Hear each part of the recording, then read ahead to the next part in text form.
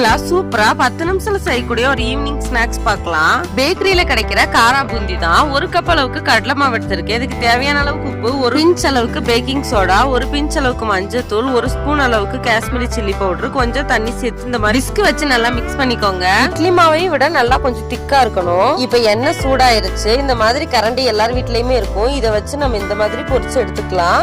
மேல ஊத்தி அந்த குழிக்கரண்டியை வச்சு தேய்ச்சி விட்டீங்கன்னா இந்த மாதிரி அழகா உருண்டைகளா விழும். மீடியம் டு ஹை ஃபிளேம் வச்சு கோல்டன் பிரவுன் கலர்ல எல்லாத்தையுமே நம்ம பொரிச்சு எடுத்துக்கலாம். ஒரு கப் கடலை மாவுக்கு ஒரு ஸ்பூன் அளவுக்கு அரிசி மாவு போட்டு செஞ்சோம்னா இனிமே டேஸ்டா இருக்கும். எல்லா பூந்தியுமே பொரிச்சு எடுத்தாச்சு. இப்போ ஒரு கைப்பிடி அளவுக்கு கருவேப்பிலையும் ஃப்ரை பண்ணி இதுல ஆட் பண்ணிக்கலாம்.